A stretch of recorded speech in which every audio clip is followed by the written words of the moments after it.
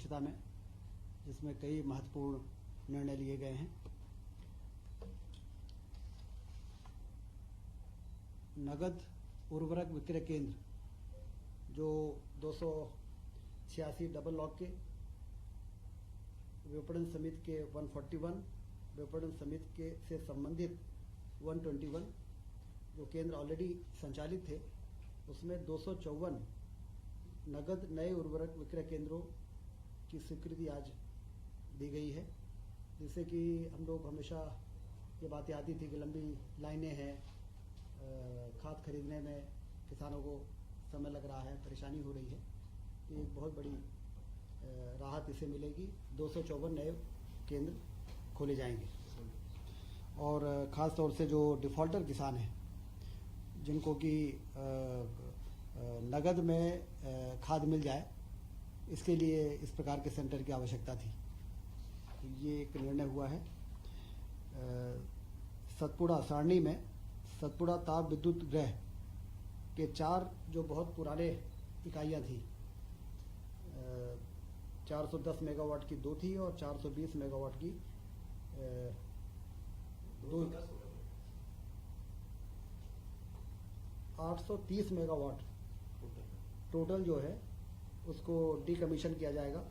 410 थे वो 205 के 2 थे, 410 हो गए, और 210 के 2 थे जो 420 मेगावाट हो गए। तो इनको डीकमीशन करके और 660 मेगावाट जो क्रिटिकल थर्मल पावर प्लांट कहलाता है, सुपर क्रिटिकल, जो इफिशिएंसी के मामले में सबसे बेहतर पावर प्लांट होते हैं, तो इसको रिप्लेस करके और 660 मेगावाट का पावर प्लांट लगाने की अनुमति दी गई है। ये भी थर्मल का ही होगा? थर्मल ही है। कोल लिंकेज ऑलरेडी है, तो ये जो पुराने 40 साल पुराने हैं, जिनका पीएलएफ वगैरह बहुत कम हो जाता है, चलते चलते पुराने हो जाते हैं, सुपर क्रिटिकल में अलग से एलोकेशन की जरूरत नहीं पड़ेगी? ये अलग से एलोकेशन की जरूरत नहीं पड़ेगी? नहीं, कोल लिंकेज जो हमारा है उसी से ये पावर प्लांट लग जाएगा। मेडिकल कॉलेज में जो असिस्टेंट प्रोफेसरों की भर्ती की आयु सीमा 40 थी, उसको बढ़ा के 50 किया गया है, क्योंकि तेजी से मेडिकल कॉलेज खुल रहे हैं। और जो एसआर शिप करने की आयु सीमा है वो 45 है।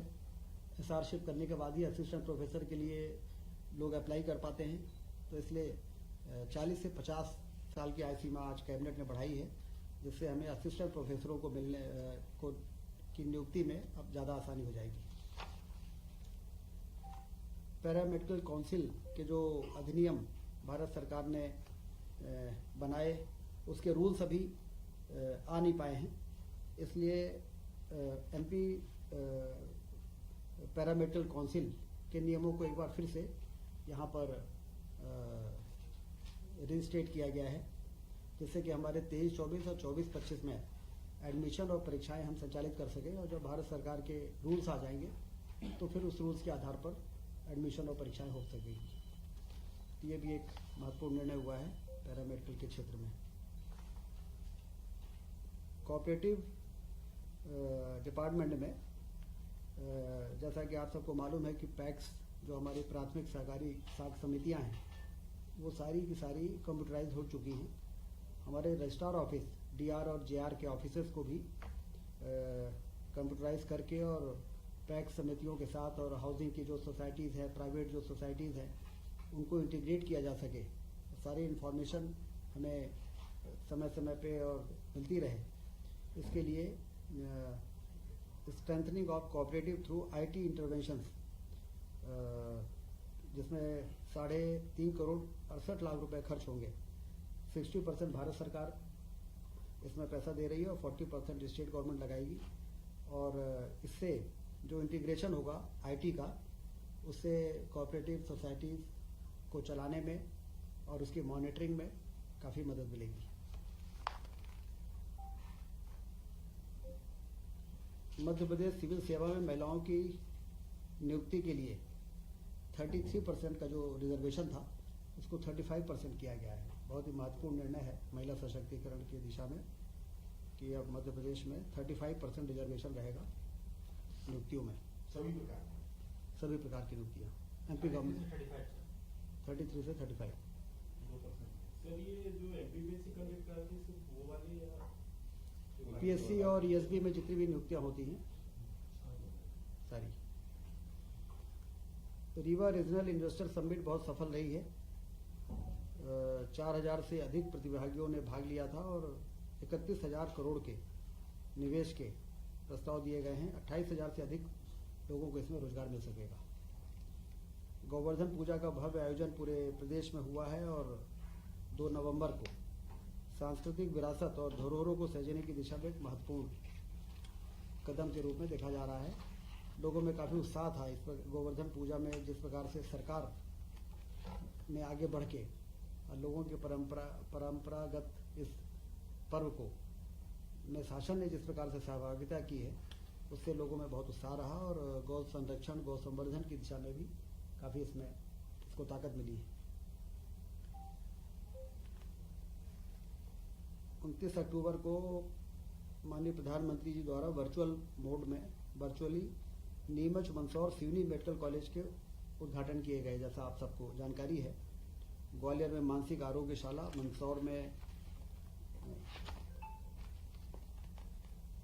कल्याण विभाग, राजस्व विभाग, स्कूल शिक्षा विभाग एवं वन विभागों के द्वारा पीएससी से भरे जाने वाले पदों की जानकारी की भी मुख्यमंत्री जी ने जानकारी मांगी है, क्योंकि बड़ी संख्या में पीएससी से कई विभागों में भर्तियों का प्रक्रिया चल रही है।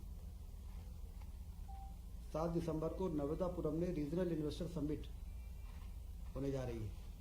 7 दिसंबर को नर्मदापुरम संभाग के सभी जिलों के लोगों को निर्देश जारी हुए हैं। 12 नवंबर को कालिदास सम्मान समारोह उज्जैन में माननीय उपराष्ट्रपति जी के मुख्य आतिथ्य में होगा।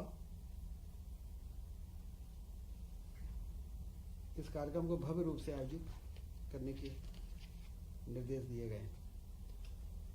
कुल मिला के आज मध्य प्रदेश की कैबिनेट ने, जैसा कि आपने देखा कि चाहे वो स्वास्थ्य विभाग हो, चाहे वो सहकारिता विभाग हो, चाहे वो अन्य विभाग हो, महत्वपूर्ण निर्णय आज लिए हैं और मध्य प्रदेश तेजी के साथ अपने उन लक्ष्यों को प्राप्त करने के लिए आगे बढ़ रहा है, जिन लक्ष्यों को प्राप्त करके हम प्रदेश की आर्थिक स्थिति को भी मजबूत करना चाहते हैं और हिंदुस्तान में एक अग्रणी राज्य के रूप में स्थापित होना चाहते हैं।